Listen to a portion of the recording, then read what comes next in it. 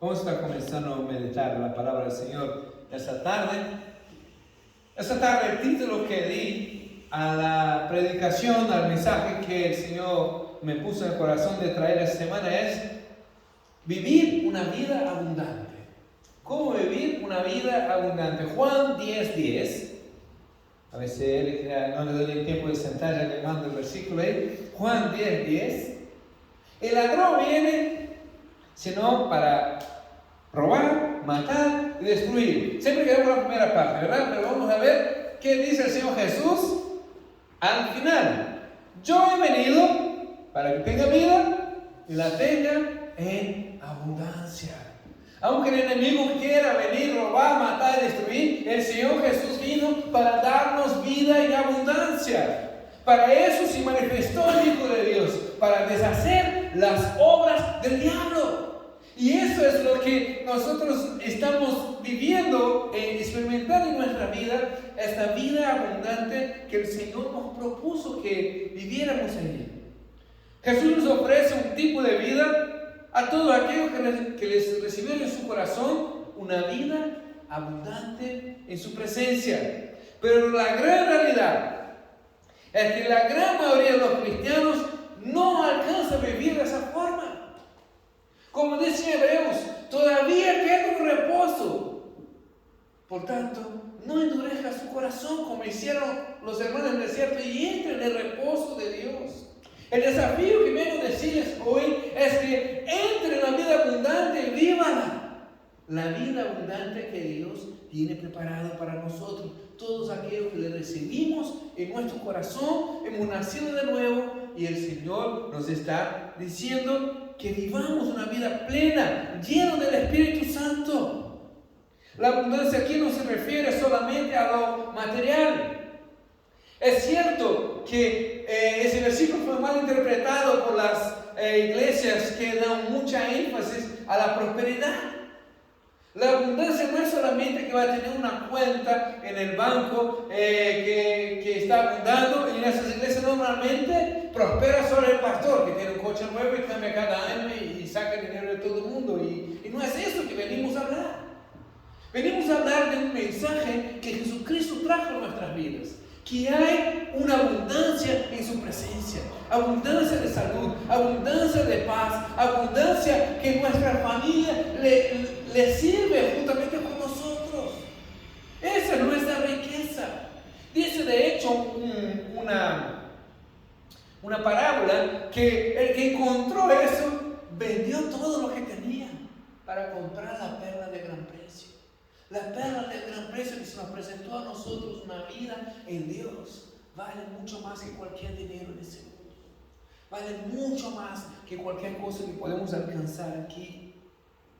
Aunque la prosperidad es bíblica, los pensamientos de Dios son más altos que los nuestros. Cuando dice, te voy a prosperar, y nosotros pensamos, uy, el Ferrari ya me lo estoy mirando, ¿qué color quiero? ¿Rojo o amarillo? ¿No? Y Dios piensa diferente. Dios quiere prosperar en nuestro carácter. Dios quiere prosperar que crezcamos en el conocimiento de Él. Dios quiere prosperar su presencia en nuestra vida.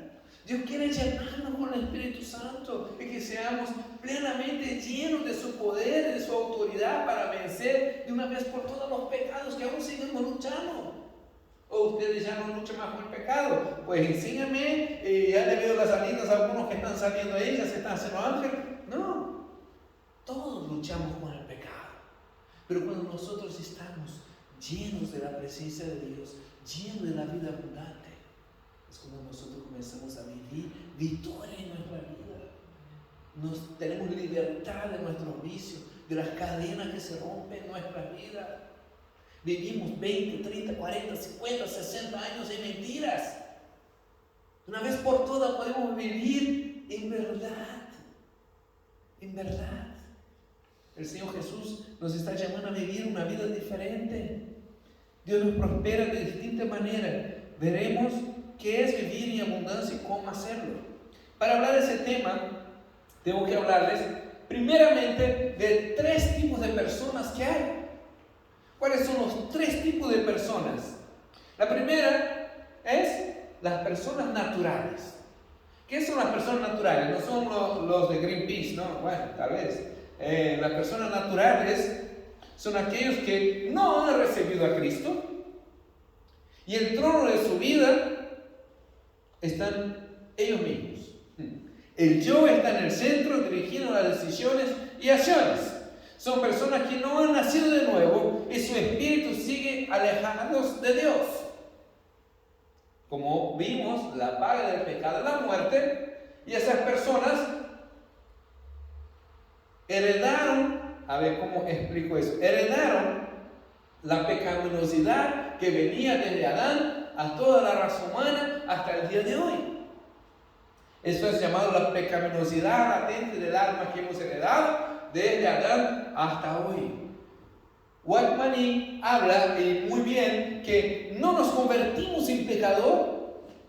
La primera vez que nosotros, como somos bebés, cogemos las gafas de nuestros abuelos y tiramos al suelo, ¿no? Como mi hija hace. No es ese nuestro primer pecado. Nosotros nacimos pecadores. Pecamos porque nosotros hemos nacido en pecado. En pecado hemos sido formados, dice el salmista.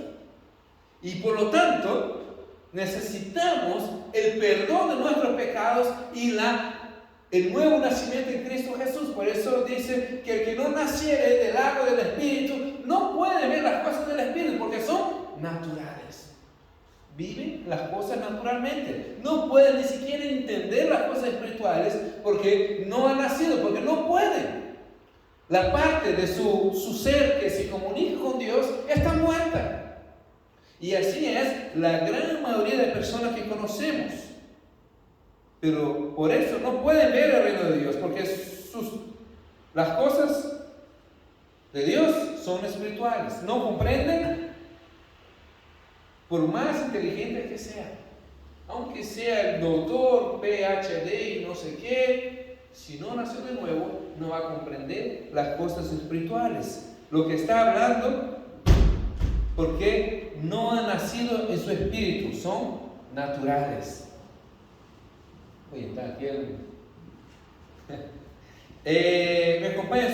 1 Corintios 2:14, por favor. Habla de ese tema.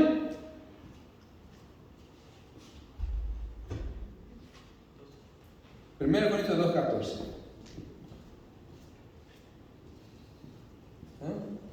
No, 1:14.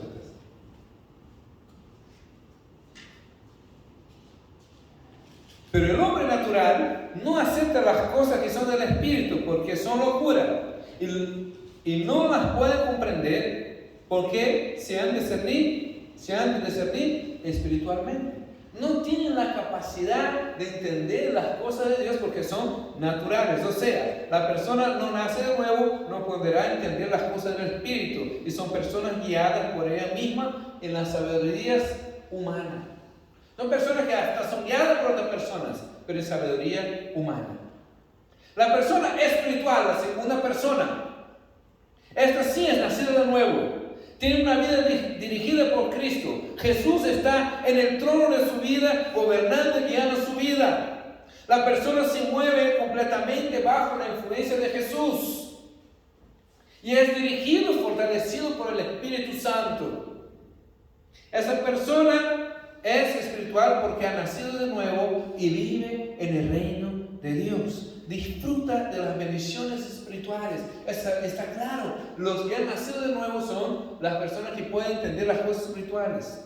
Pero aquí entra un tercer tipo de persona y aquí comienza a complicar la ecuación. De acuerdo a una vez aprendido a hacer la ecuación en primer grado y viene el profesor y hace ecuación de segundo grado y mete, bueno, ahora complica un poquito la cosa. La persona carnal vive una vida autodirigida. Uno que ha recibido a Cristo, ha nacido de nuevo, pero no entrega el control de su vida al Espíritu Santo. Es una persona que vive en derrota porque está tratando de vivir las cosas de Dios en sus propias fuerzas. No puede alcanzar las cosas espirituales porque no se mueve espiritualmente. Aunque han creído en Jesucristo, aunque Cristo perdonó sus pecados, no entrega la dirección de su vida a Dios. Jesús está en su vida, pero el trono, no en el trono, dirigiendo decisiones y acciones. 1 Corintios 3, de 1 a 3, habla de ese tipo de personas.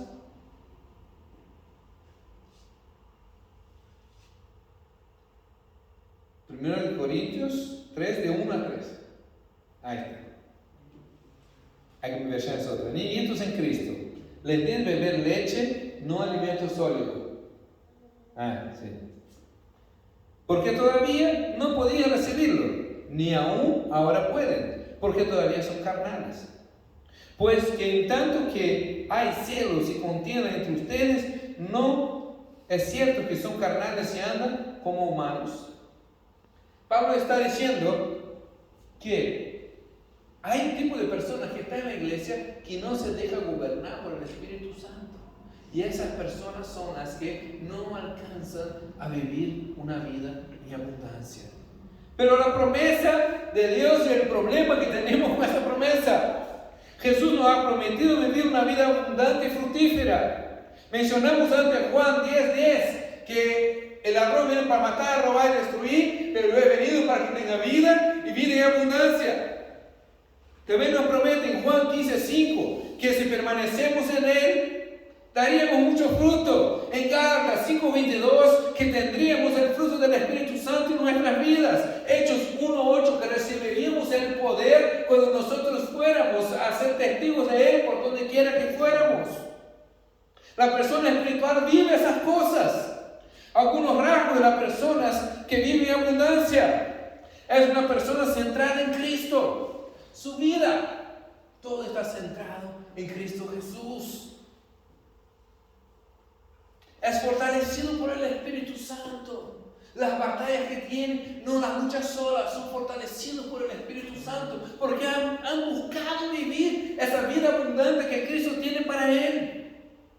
Presenta a Cristo a otras personas. Una persona que está viviendo una vida de abundancia es una persona que siempre está hablando de Cristo a otras personas. No es egoísta, porque Cristo Jesús vive en el centro de su corazón. Y el deseo de Dios es que todos los hombres se salven. Y si tienes el amor de Dios en tu corazón, ama a las personas que Dios ama. No eres indiferente. Cuando Jesús se paró delante de Jerusalén, lloró porque dice: esa gente no están como ovejas que no tienen pastor. ¿Estamos viviendo el sentir de Cristo Jesús? ¿Estamos viendo? A veces parecemos más a Jonás. No les predico porque quiero que le venga. ¿No? Debemos, hermanos, vivir el Espíritu Santo que está en nosotros, como hablaba Silvina hoy. Nos quiere que presentemos a Cristo a otras personas. Tiene una vida de oración efectiva. El primer síntoma que estás alejando de Dios es que dejaste de orar cada día. Cuando comienzas a flojear en tus devocionales, cuando comienzas a flojear en tu momento de oración, aunque sea no por la comida, hay gente que dice: yo hago como Daniel 3 veces al día. Claro, por la comida, por desayuno, almuerzo y cena. No es eso que estoy hablando. Cuando comienzas a pasar toda la semana y el único momento de la semana que oras es aquí en la iglesia, hay un problema. No estás viviendo una vida de oración.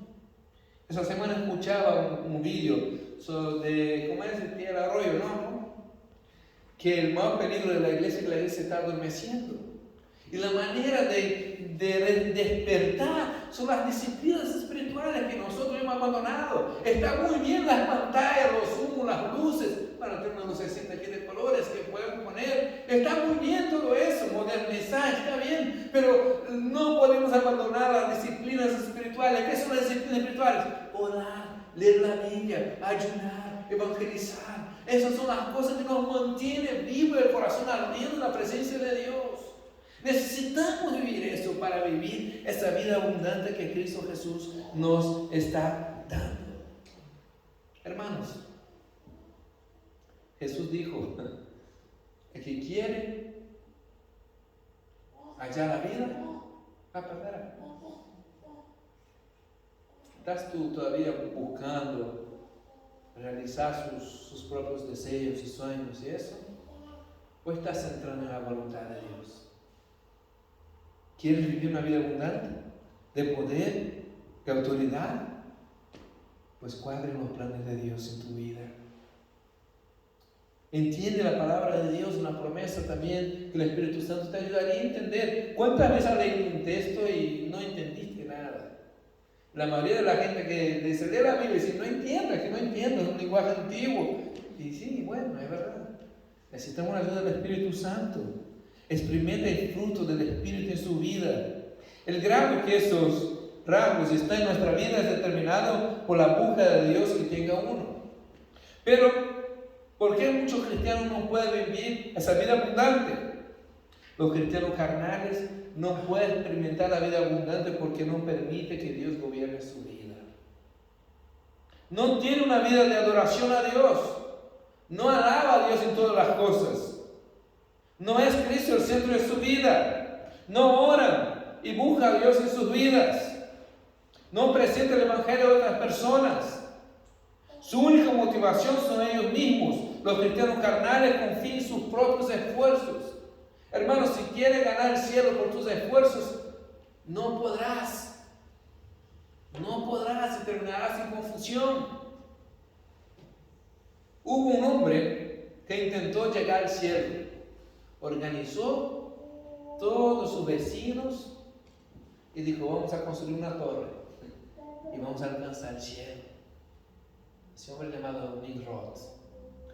Y la torre le pusieron el nombre Babel, que significa confusión.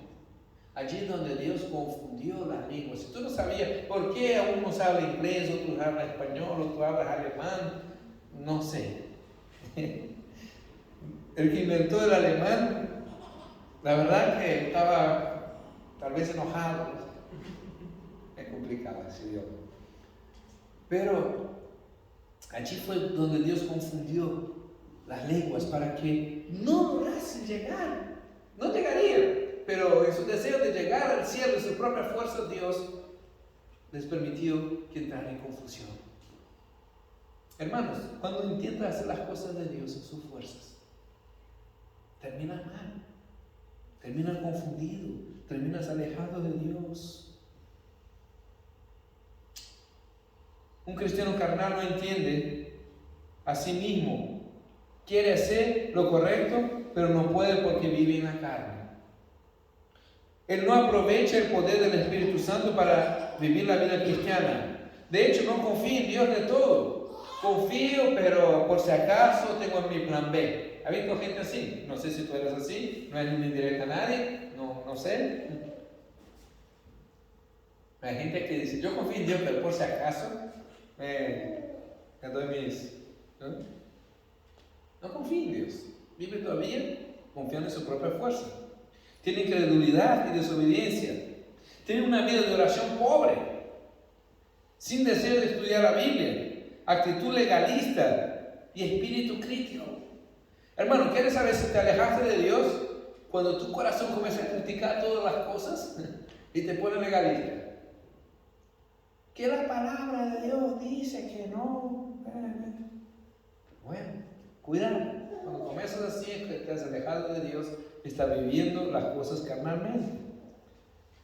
Tiene pensamientos impuros, celos, culpa, frustración. Sufre constantemente pérdida del amor a Dios y a otros.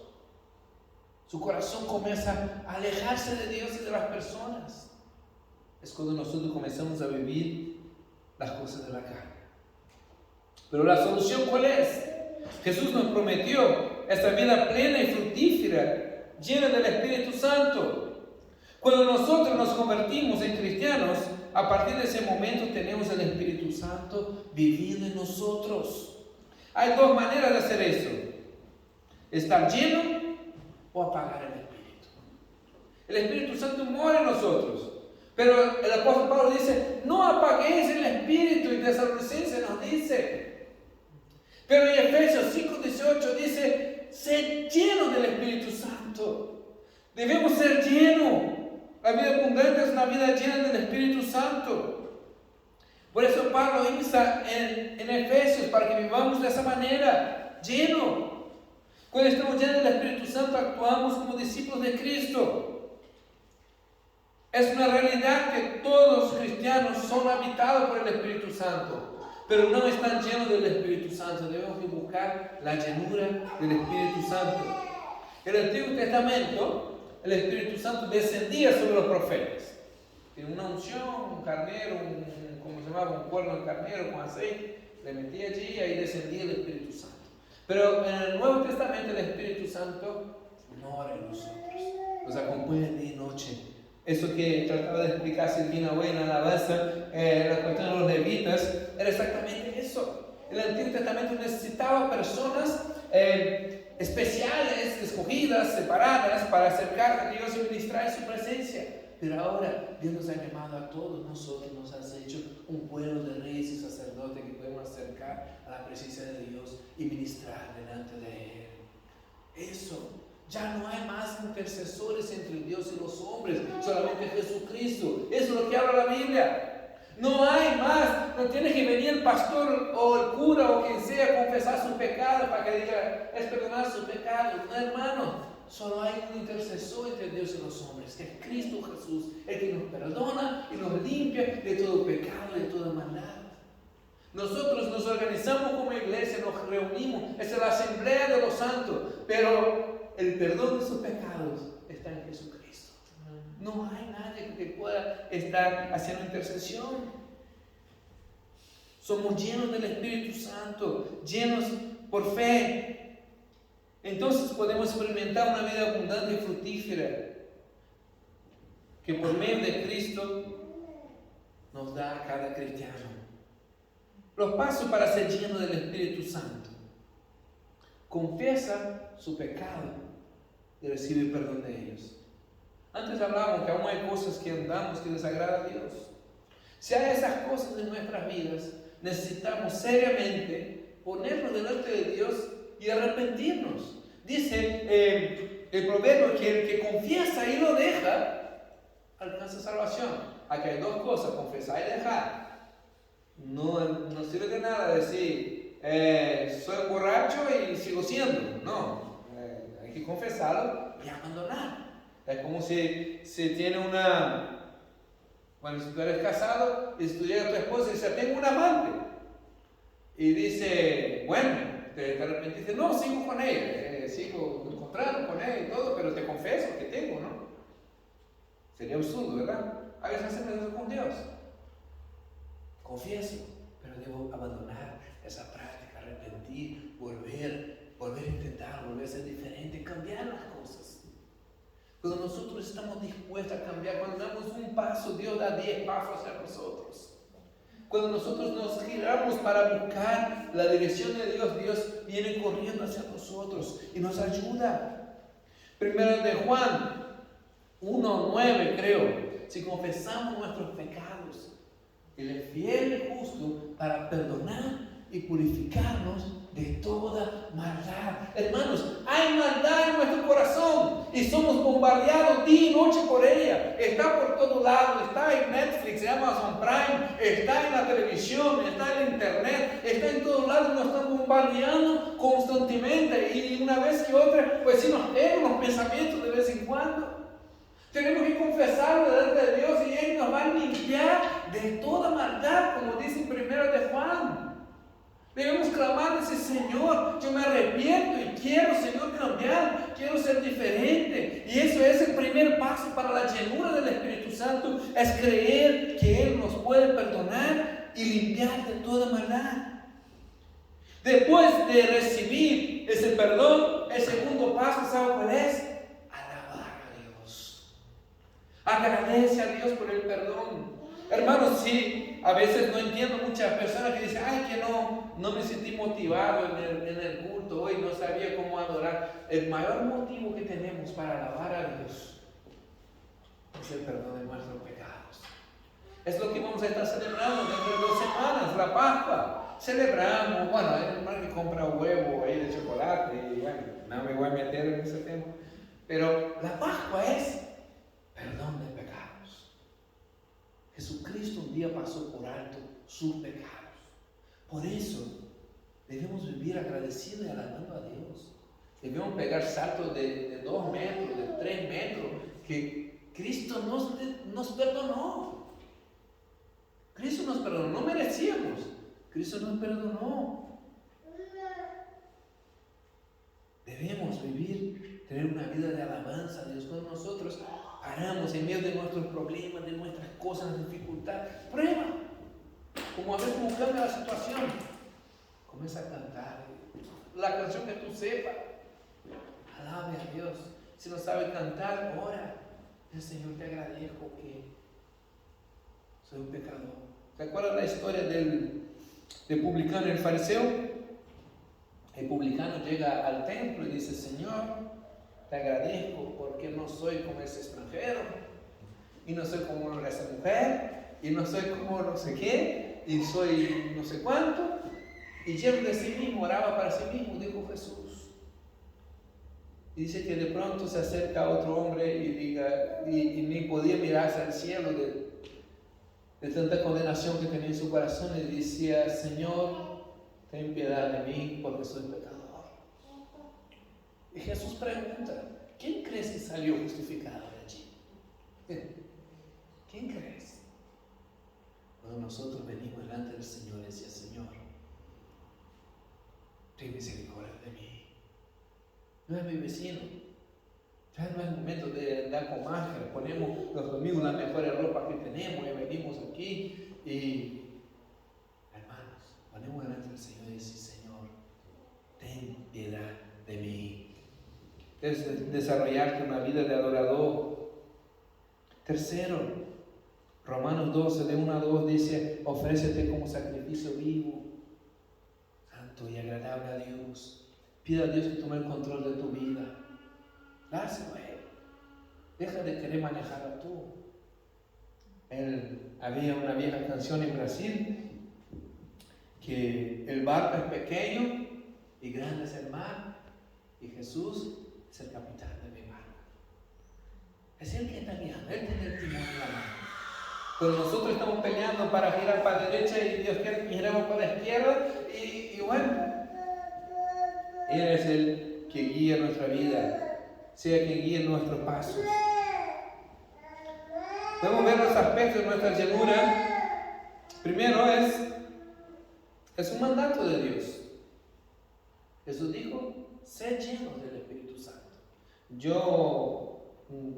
El español no es mi lengua materna, cometo algunos errores todavía de gramática, pero el verbo ser está en imperativo, y eso significa que es una orden, ¿no? Cuando dice id, es que vaya.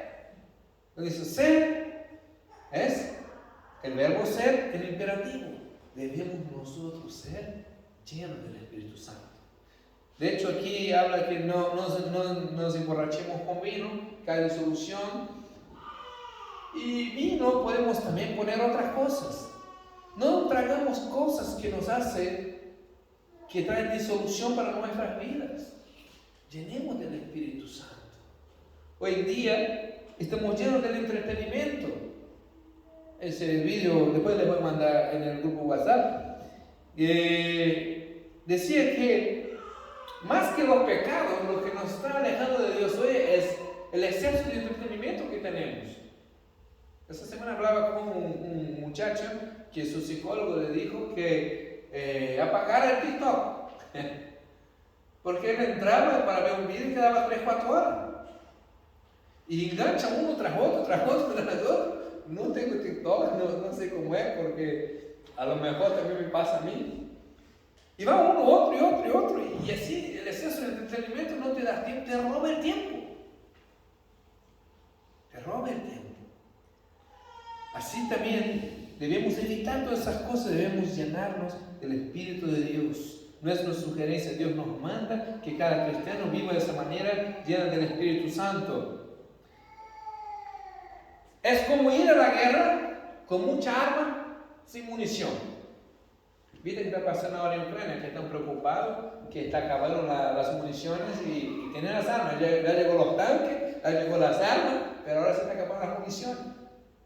¿Cómo se hace una guerra? Con armas modernas, pero sin munición. ¿No? Es lo mismo que tratamos de hacer en lo espiritual. Tenemos un montón de armas espirituales que Dios nos ha dado: la oración, el ayuno, nos ha dado la alabanza, nos ha enseñado a hacer batalla espiritual, pero si vamos al campo de batalla espiritual y no tenemos el Espíritu Santo, no tenemos lo que es realmente el poder y la fuerza que nos va a hacer vencer. Seremos derrotados una y otra vez. Tendremos el arma más moderna, un fusil AR-15, pero sin balas. Tenemos que tratar de golpear a las personas sin las balas. Necesitamos el Espíritu Santo. El tema es que muchos cristianos ignoran la realidad de la batalla espiritual. En segunda parte es una promesa de Jesús. Él siempre responderá si oramos de acuerdo con su voluntad. Cristo nos prometió esa vida abundante. Nos prometió ser llenos y fructíferos para Él. Para concluir, voy a pedir a José, ya vaya pensando qué canción va a tocar ya. Para concluir, para vivir esa vida abundante debemos clamar a Dios para eso. ¿Qué crees? ¿Cómo vamos a terminar el culto hoy? Clamando a Dios. Clamar a Dios para eso. Primero debemos decidir vivir una vida como espirituales, personas que tienen en cuenta las cosas de Dios. Segundo, debemos arrepentirnos de todo lo que nos pueda alejarnos de Dios. Siempre fueron los pecados que nos alejaron de Dios. También debemos tener una vida de alabanza, un espíritu agradecido alabando a Dios. Entregar el control completo al Espíritu Santo. ¿Sabe que Jesús dijo una vez a Pedro, dice, Pedro, cuando seas mayor, cuando madures, serás como el viento que sopla. No sabe ni a dónde viene, ni hacia dónde va. Y muchas veces sea la vida de aquel que te ha guiado por el Espíritu de Dios. A veces quisiéramos saber todas las cosas. Cuando Dios nos dijo, ve a Suiza, la gente nos preguntaba, mis suegros me preguntaban, ¿y dónde van? ¿Y de qué van a trabajar? No sé. Fue una locura. Pero el Señor nos sostuvo, nos guió. Y a veces quisiéramos, la gente se pone nerviosa y dice, ¿y qué va a hacer? ¿Y dónde va a ir? ¿Y qué iglesia te va a sostener? ¿Y tú eres misionero? ¿Y quién responde por ti? No sé. Pero el Espíritu Santo nos dijo, ve. Cogimos 2 maletitas de 23 kilos y venimos. Y llegamos aquí, todo se puso al revés de lo que imaginábamos. Y yo pensaba que había aprendido algo de alemán, hacía eso por internet, esos bilingües, ¿cómo se llama eso de ahí? De que aquí no sabía nada. Me dijeron, good morning, ¿qué? No entendía nada. Fuimos a buscar trabajo en el aeropuerto, nos abrió la puerta, nos dijeron Deutsch, dice, nos cerraron la puerta literalmente, ni nos dejaron entrar, era una temporada. Y bueno, no entendimos nada, pero sabíamos que el Señor nos había guiado.